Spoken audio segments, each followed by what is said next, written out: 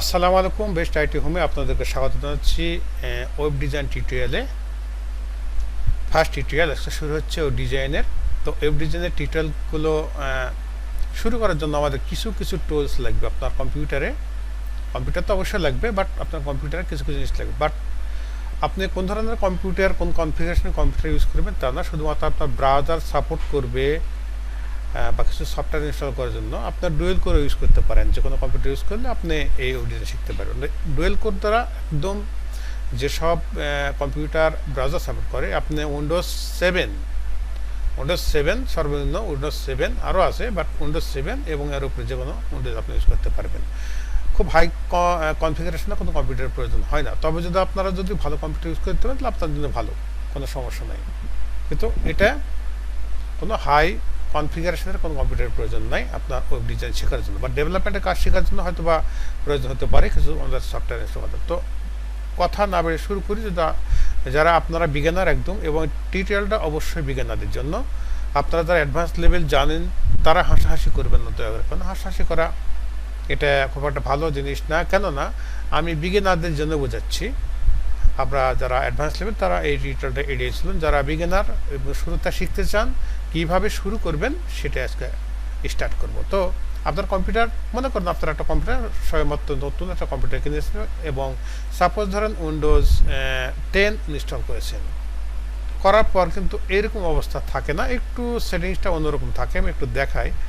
আমি যখন সেটিংস করছি, স্টার্টিং বাটনে যে যাই, স্টার্টিংয়ে না, যেখানে যদি সার্চ দি কন্ট্রোল প্যানেল চলে আসবে। কন্ট্রোল প্যানেলে গেলে দেখবেন এখানে কিছু জিনিস আছে, যে অ্যাপিয়ারেন্স অ্যান্ড পার্সোনালাইজেশন। এখানে গেলে দেখবেন যে files explorer, show hidden files and folder. এখানে গেলে একটা এক্সটেনশন দেখা যায়। এখানে দেখা যায় যেখানে কিছু জিনিস আছে, অপশনগুলো আছে। এর মধ্যে hide extension for known file types, এখানে কিন্তু টিকচিহ্ন দেওয়া থাকে। এখানে টিকচিহ্ন দেওয়া থাকে, দিলে অ্যাপ্লাই করে দিলাম, দেওয়ার পর ওকে। এরকম অবস্থায় থাকে। এটা এইরকম অবস্থা থাকার কারণ কি, সেটা কি করে আমরা যারা কম্পিউটার সাধারণ ইউজার যারা জানি, সাপোজ যে কোনো একটা ফাইলের টাইপ বোঝার জন্য আমরা কিন্তু কম্পিউটার অনেক ফাইল থাকে এবং ফোল্ডার থাকে। ফোল্ডার কি আর ফাইল কি? ফোল্ডারের মধ্যে অনেকগুলো ফাইল রাখা যায়, বাট আপনি কিন্তু একটা ফাইলের মধ্যে কিন্তু ফোল্ডার রাখতে পারবেন না। হ্যাঁ, এটা একটা বিষয়। ফোল্ডারের মধ্যে অনেকগুলো ফাইল দেখা যায়, বিভিন্ন রকম ফাইল দেখা যায়। এটা ফোল্ডার সাধারণ বোঝাচ্ছি আপনাকে। আর ফাইল হলো আপনার কোন টাইপের ফাইল। ফাইল কিন্তু বিভিন্ন ধরনের ফাইল হতে পারে, বা ডকুমেন্ট ফাইল, যেটার কথা আমরা ডকুমেন্ট বলে থাকি। যেমন টেক্সট ডকুমেন্ট আছে, টেক্সট ফাইল আছে। আপনার মধ্যে বিভিন্ন কোডিং থাকতে পারে। আপনার মনে করেন একটা ইমেজ, আপনার ছবির একটা ফাইল আছে, ছবি একটা ফাইল। এটা কোন ধরনের ফাইল? সেটা পিএনজি হতে পারে, জেপিজি হতে পারে, জিপ্যাক হতে পারে, জিপ হতে পারে, বিভিন্ন হতে পারে। এটা কী করে চিনবেন? চেনার কিন্তু কোনো উপায় নেই। আমি একটু যাই আমার কম্পিউটারের পিসিতে যাই। পিসিতে দেখি, আমি এদিকে পিকচারে গেলাম।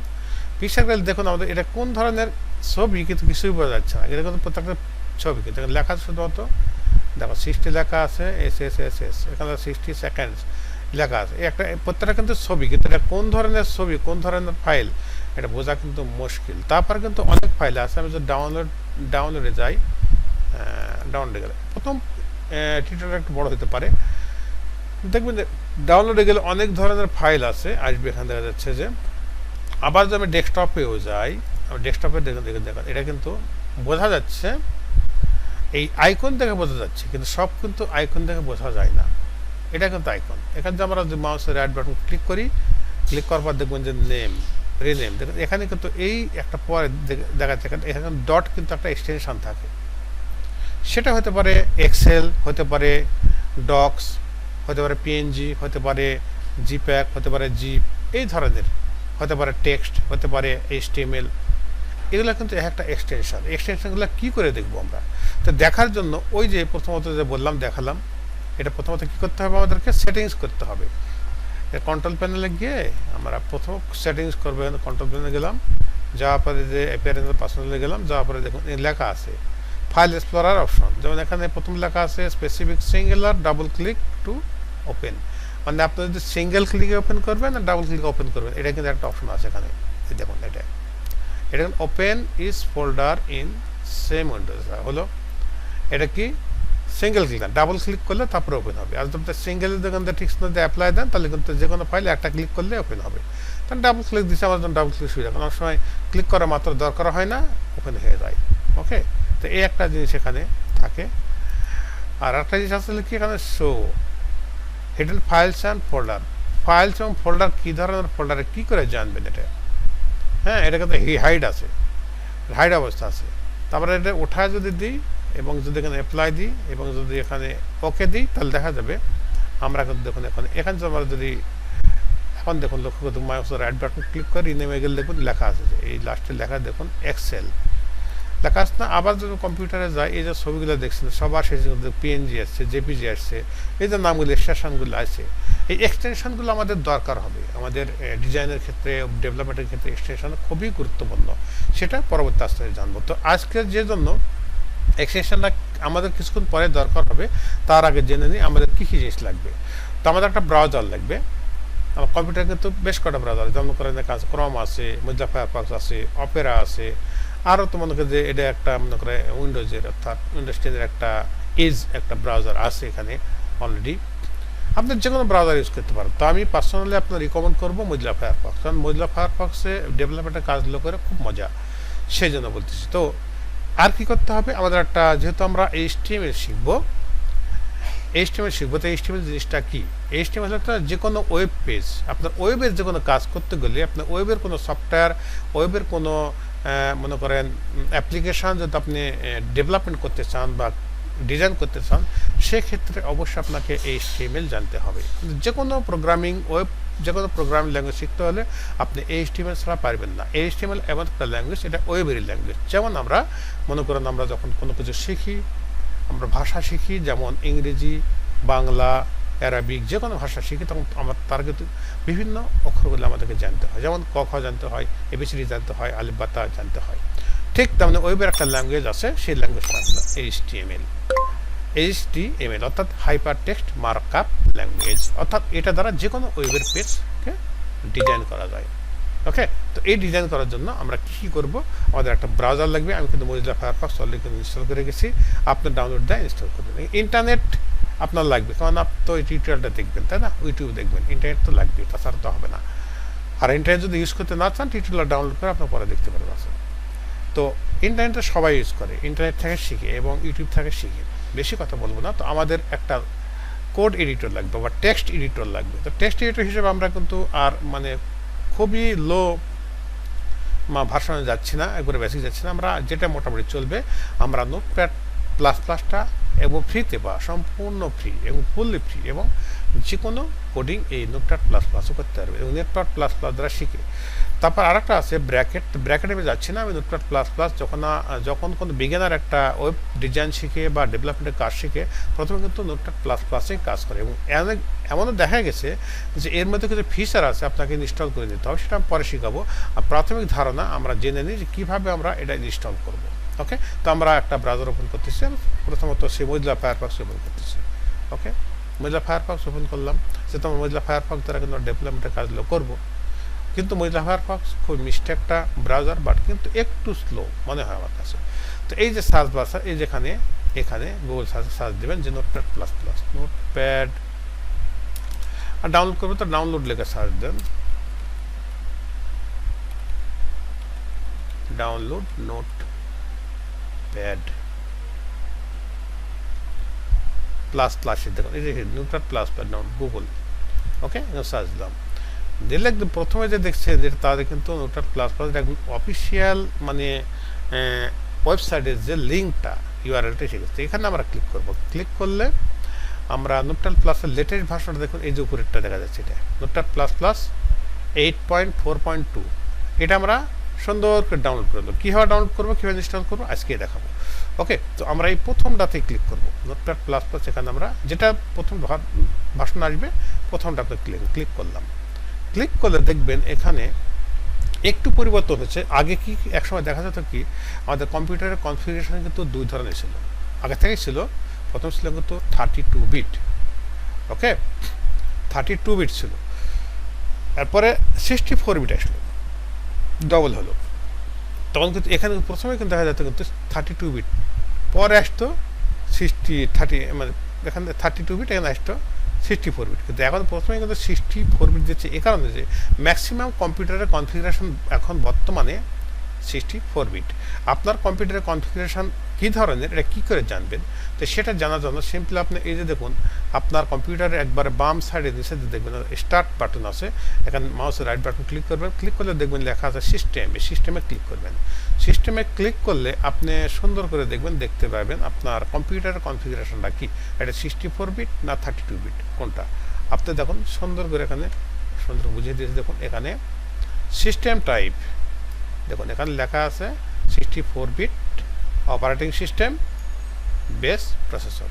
তার মানে আমার কম্পিউটারে আমি 64 বিটের নোটপ্যাড প্লাস প্লাসটা বা যে কোনো সফটওয়্যার আমি সফটওয়্যার কিন্তু উল্লেখ থাকে 64 বিট না 32 বিট। তার 64 বিটটা এটাই আমি এই যে বাটনটা আছে নোটপ্যাড প্লাস প্লাসের এই ডাউনলোড বাটন বা এটার উপরে ক্লিক করলেই আপনার ডাউনলোড হওয়া হয়তো শুরু হয়ে যাবে বা পরবর্তীতে প্রসেসিং চলে আসবে।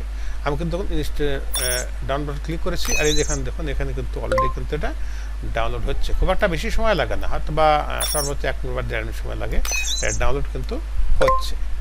ওকে, তো এখানে কিন্তু ডাউনলোড এই যে ডাউনলোড বাটন গেলে দেখতে পাবো আমরা যে ডাউনলোড হচ্ছে এটা। ওকে, এটা কিন্তু আর একটা উইন্ডো ওপেন হচ্ছে, এটা ডাউনলোড হচ্ছে।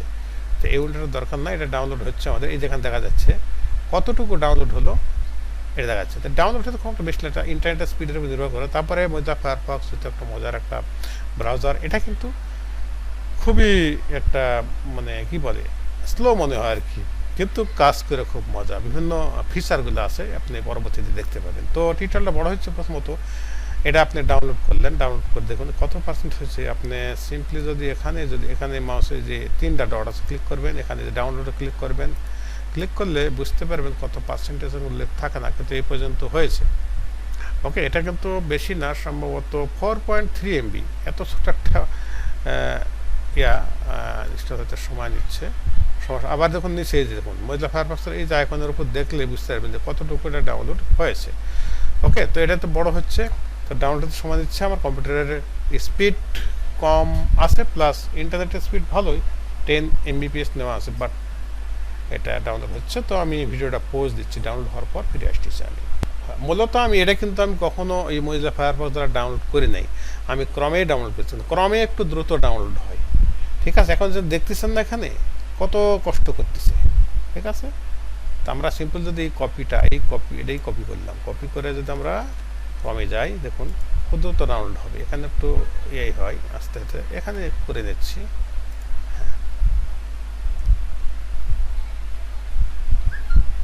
এই যে এখান থেকে আমরা ক্লিক করলাম, ক্লিক করলে দেখুন এই যে ডাউনলোড হচ্ছে এখানে। তো এখানেও মানে সময় লাগবে, বুঝতেছি, কারণ এটা আসলে সময় নিচ্ছে ইন্টারনেটের স্পিডের কারণে। ওকে, তো এখানেও সময় লাগবে ডাউনলোড হতে। দেখা যাক যেটাতে আগে হয় সেটাই ভালো। আমি মজিলা ফায়ারফক্স সেখানে মজিলা ফায়ারফক্স 50% কিন্তু অলরেডি হয়ে গেছে, আর এখানে দেখছো যেখানে দেখা যাচ্ছে সেখানে কম হয়েছে। তো এটা আমি ক্যান্সেল করে দিই। ওকে, আচ্ছা দেখা যাক কখন ডাউনলোড হয় দেখি। হয়তো মজিলা দেখাচ্ছে 4 ঘন্টা দেখাচ্ছে, 8 ঘন্টা দেখাচ্ছে। কারণ কেন আমার ইন্টারনেটের স্পিড এত কম, বুঝতে পারতেছি।